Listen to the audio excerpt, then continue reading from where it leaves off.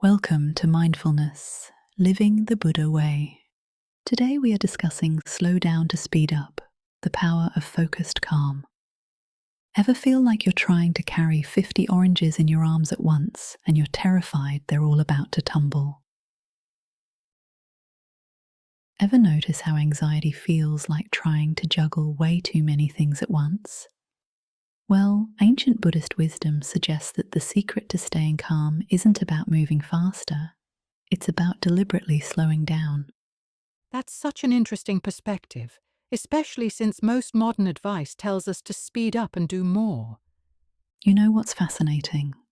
Research from the American Psychological Association shows that 77% of Americans regularly experience physical symptoms from stress, and most of them try to cope by multitasking even more. So we're basically making things worse by trying to fix them faster? Exactly right. And this is where this Buddhist concept of the dropped oranges comes in. It perfectly illustrates why our instinct to grab everything at once when we're overwhelmed actually creates more chaos. Well, that reminds me of a study I read about how multitasking can reduce productivity by up to 40%. Oh, that's exactly what we're talking about. And here's what's really mind-blowing. Neuroscience is now backing up this ancient wisdom. When we try to handle multiple tasks simultaneously, our prefrontal cortex gets overwhelmed, leading to what scientists call cognitive bottleneck. So what's the alternative? Because I think we're all guilty of trying to juggle too many things at once. Well, the first step is actually counterintuitive. It's about stopping completely and getting clear about what all these metaphorical oranges are. Studies show that just the act of writing down our tasks can reduce cognitive load by up to 30%. That makes sense, like how making a grocery list helps you feel more organized even before you start shopping. Right. And here's where it gets really interesting.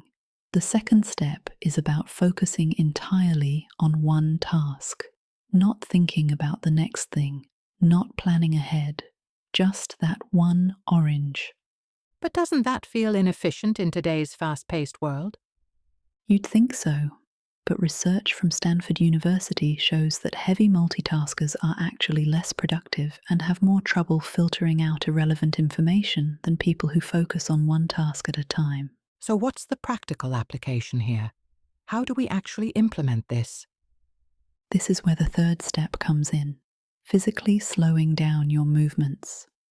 The Buddhist teaching suggests that when you slow your body, your mind naturally follows.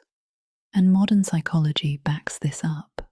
Studies show that deliberate, slow movements, like Tai Chi or yoga, can actually reduce cortisol levels. That's fascinating how ancient wisdom and modern science are aligning here.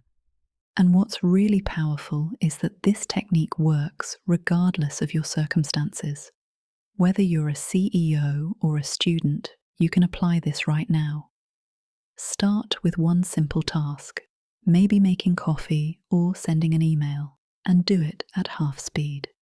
I imagine this could be particularly helpful during those high-stress moments when everything feels urgent. Exactly.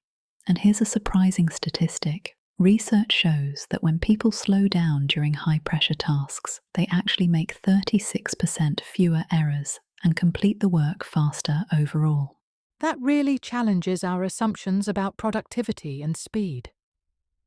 You know what's really interesting? The Harvard Business Review recently published a study showing that companies implementing mindfulness practices saw a 28% reduction in stress levels and 62 minutes of productivity gained per week per employee.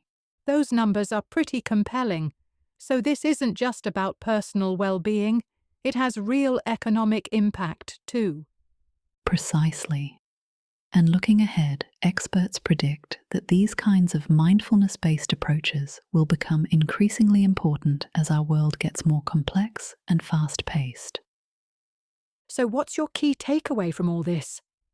Well, I think it's that the answer to modern overwhelm isn't more speed or better time management apps. It's about returning to this fundamental wisdom of slowing down, getting clear, and handling one thing at a time. Sometimes the most revolutionary act is simply doing less, but doing it better. That's something we could all probably benefit from practicing more. And remember, you can start right now with whatever you're doing next. Just slow down, focus on one thing, and watch what happens to your stress levels. Sometimes the simplest solutions are the most powerful. Thank you for spending these moments in mindfulness. If this reflection brought you a little calm, you can return whenever you need. Until next time, live gently.